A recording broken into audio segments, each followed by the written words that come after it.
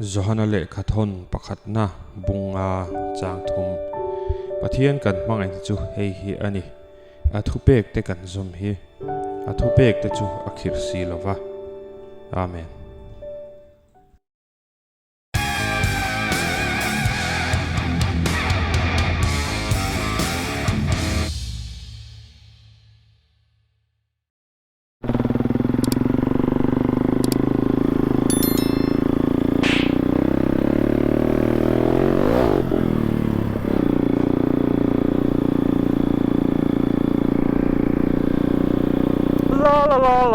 Tại sao nghe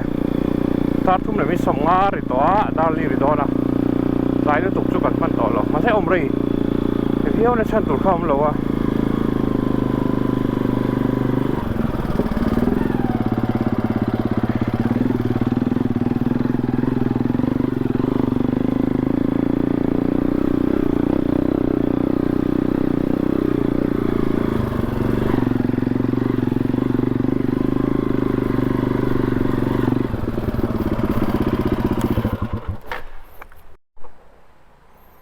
le tu na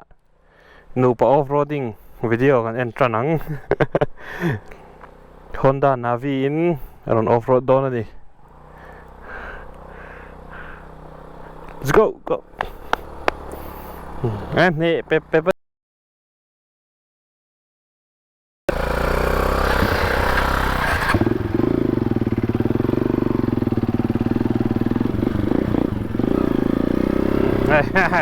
Noob off-road. Let's go. Come on.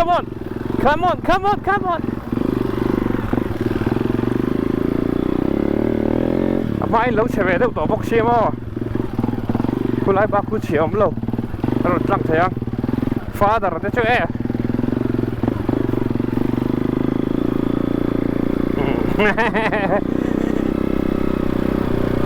Ai bon in rồi off-road đó nữa đi. Mrs. Lucy Rider, hima.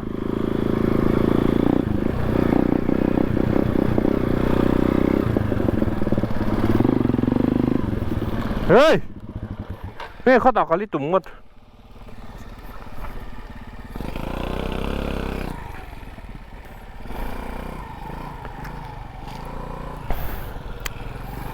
Chalo.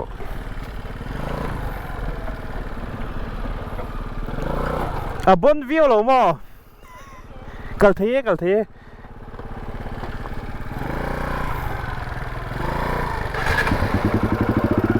cần xanh trap cái khẩn xanh về rắc đô là tí bốc ạ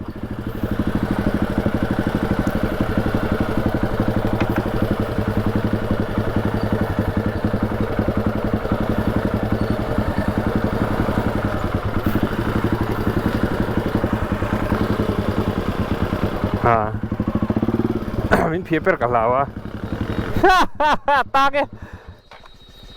nó rõ chụp lên nó rõ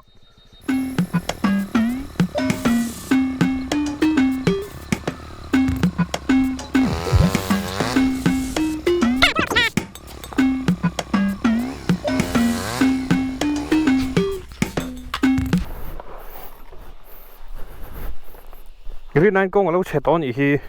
tiếng em mình đi ngay đâu con chú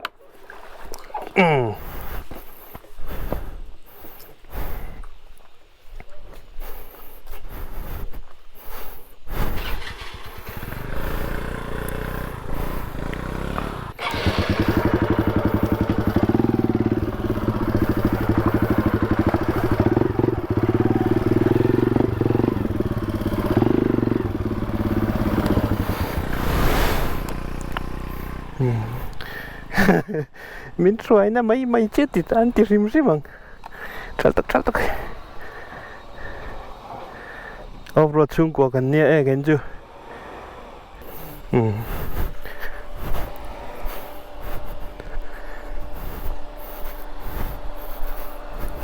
à bụi mà mi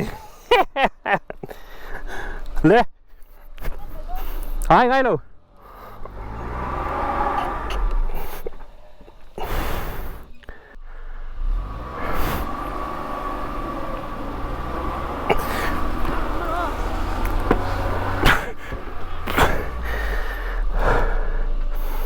chỉ lên ngơ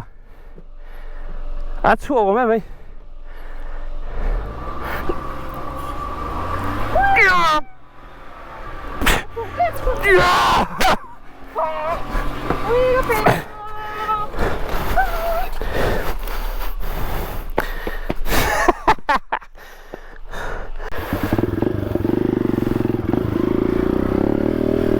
kan kum kho soi ni don rina in tak takana alo chede ulek ka ama kha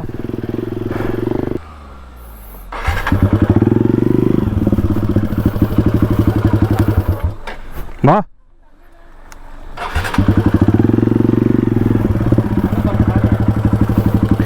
ngora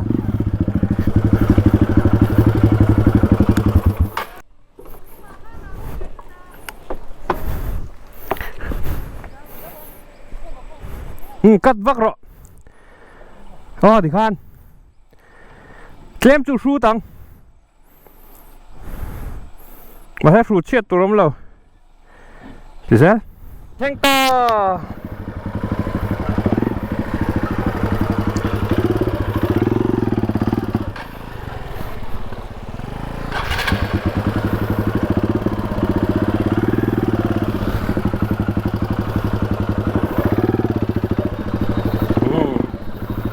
thấy đó nè,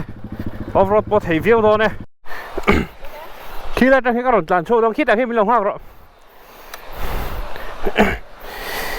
Cần led đón tổ ngõ, cần in training không. Này cái này lại cái cả năng khu lại về phần lật lán khổ bằng. Thấy lâu chân tụt, hứng mập thế lâu.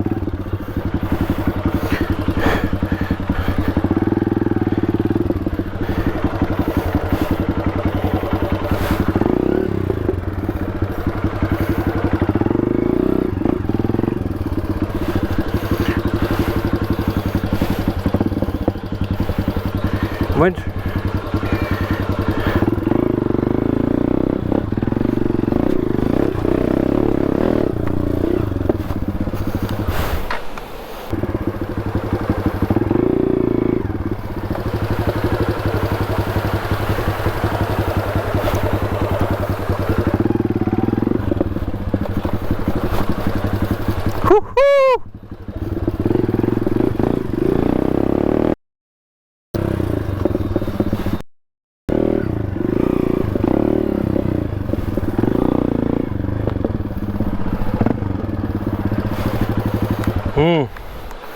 lên tô nó là phần vaccine hiện nồm rồi này trong tu nu po buat saya assistant kau navi off-road nu akhir ni dol purpose tire kan vuah venga tu sia deu mai betul cross boot te po kena ngai tu chok ve la ngai tu sak ve la tidak ko ngai tu mas lari yang udah bering hatil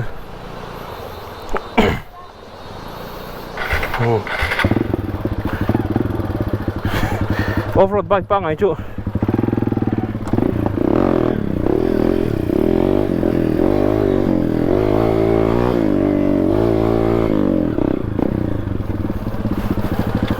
nghe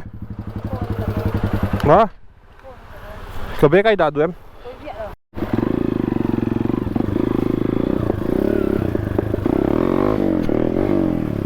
bên cho cả happy birthday này ngất bên này nghe chứ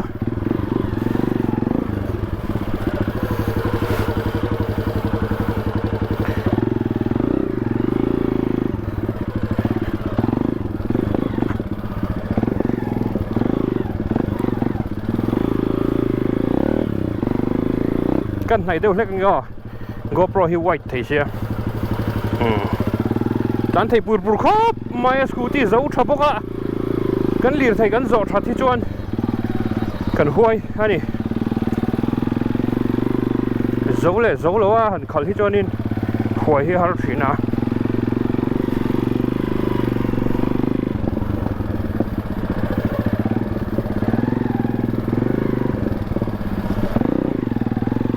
an tang lo re an tang pur mai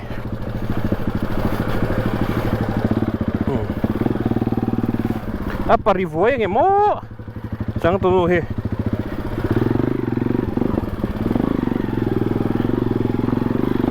cái tiếng lampang chang tu le na off road video hi right hi nge kan entra pe ngim kan entra pe chuan kan tiang pathian rewati chuan chang tu le na right video kan siam zel lo na ni ole apari voi don em kan enang apari voi don em akhwar han tlan thin tur akhwar la ya tlan thin tur khati khani I chuak don lo akhwar lai berzela tlan thin tur nobi tayarin nei lo wa a chuak don lo ron pot nung ro akhwar lai hen ron pot lut ro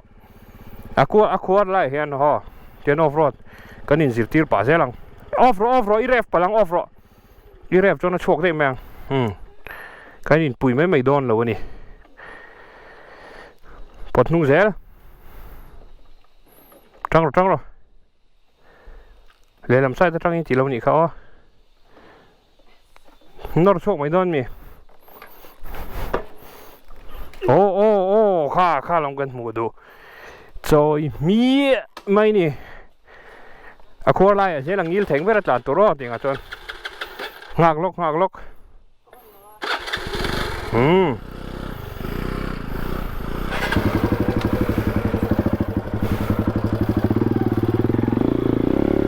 nó có sợi khác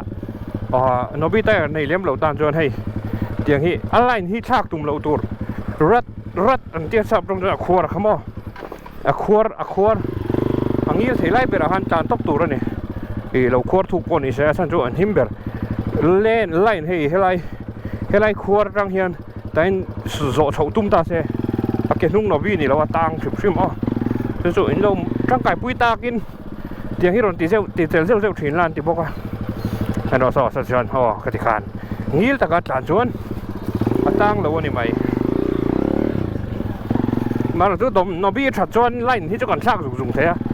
cái gì rồi thế nhỉ bay vào cho chán thì him lâu cái sợi thiềm đàn đi luôn mà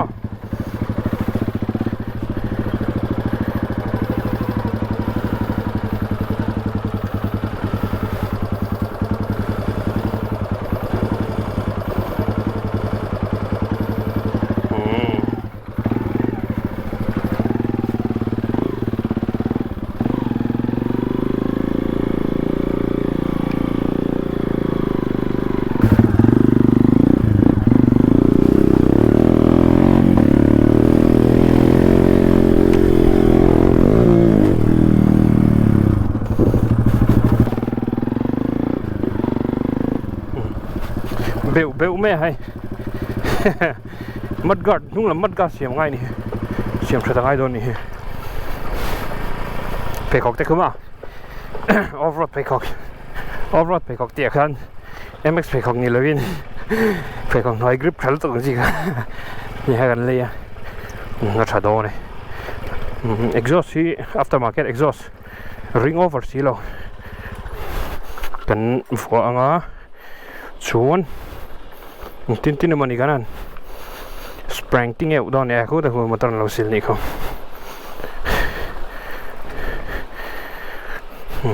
Đấy cái pi bẹt bộ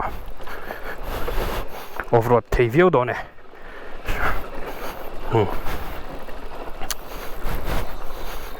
tra đó nè,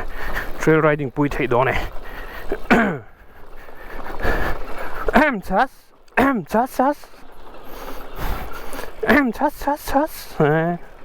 lâu hơi đủ tất lâu mà chích rồi in ra khal vác lâu la in ra khal lâu tum la in ra khal chú class lâu tất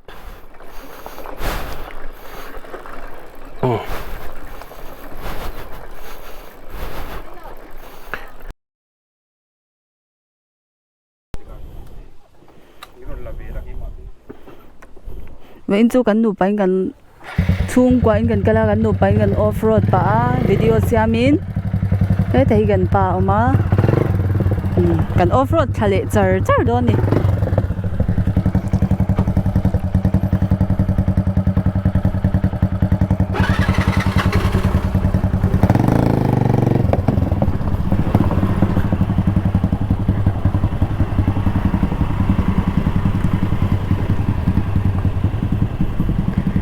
vai puan phawa voin hian kan kala chung kwa in serchi pa kan ule pa ten lo zina kanau nen chuan kan nu pa indian pakhatin navi ka kinga pakhatin bike off-road bike ka kinga kan vlog pa ni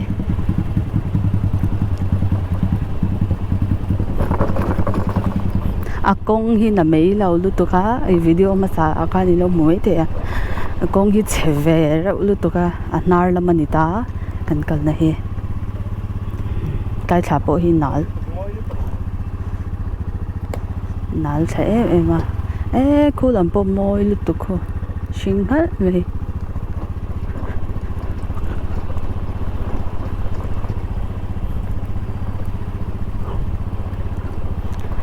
voin chu re tang kal kan ti deu ma se kan tlai to lu tuka vai puan phawa kan kala ni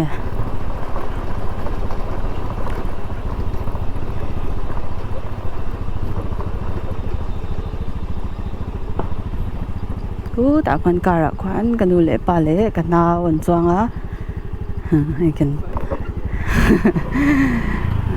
nuam hi ti me ni kan pa yan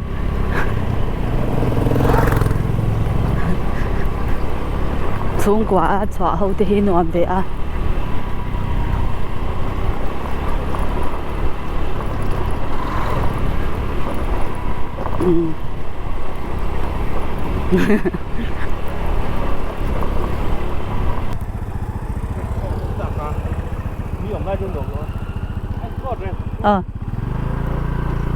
cần bay so cha cái gì chưa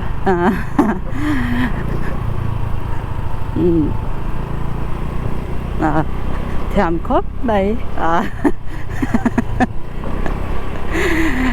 bơi mò lên tụ khát tị về không mò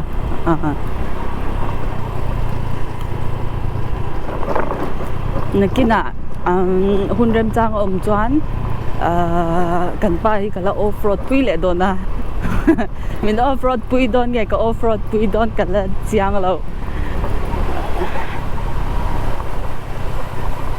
vai buồn thầu nhá này kan kalma sakin atam en lo mi an tam lu tuka kan peng talo an nar lama kal kha kan nita nar lama kan chho ta de kong kha lo che khop me kan off-road chho chara kan off-road thalia ka tyang ver kha nya kanu le pa te phei chuan khongai thak to pani chu karin an kal boxia kar noi kha lo tai reng boxia ta kho ka fa pa te po alo oma motoran chuanga pi te bula chuanga ko no ma te ve khop me ven chu in kheng dong oi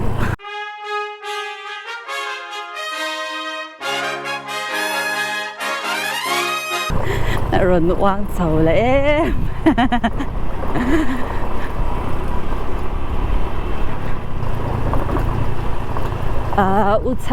uchanan bike uchanan mic alo pe le ani oma uchana chu ai han lom thu kan soi bang theilo ni ari top ka vlog khave char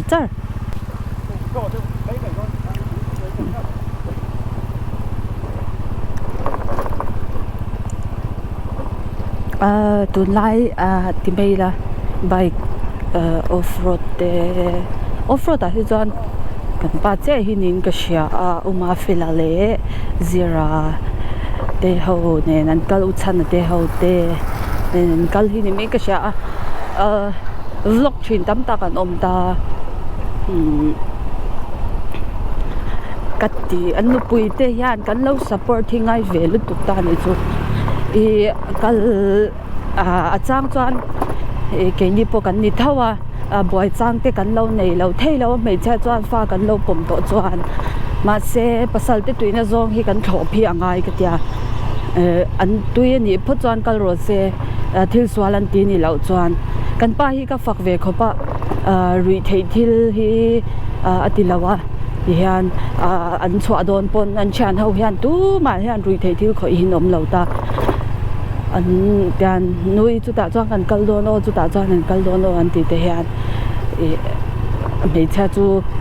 enge ril ru te chang kan lo nei lo thei lo ni amai ro chu kan pasal te tui na zong hi kan chat puya kan ti pui kan thop tat enge kan phur pui ve hi angai lu tuka kan support hi angai lu tuka ni an hlodlin na ni chuan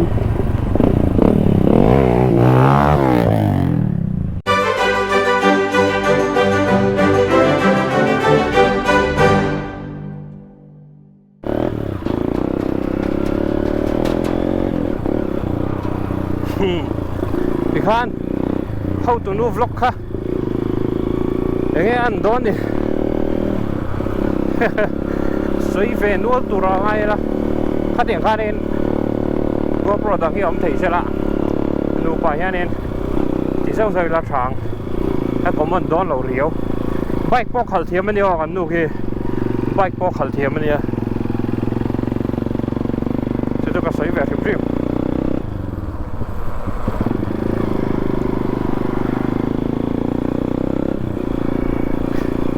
vòng chuan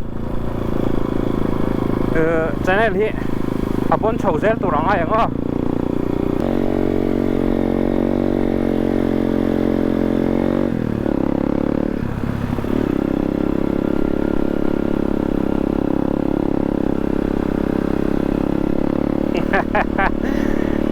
det ma luồng khóc mày mình chụp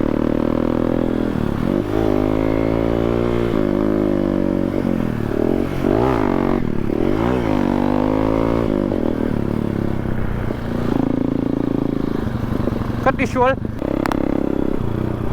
tu na hen ngali ri ta ru kari dona du tok don nai la anum phomai vai joy tia chung ko anga mo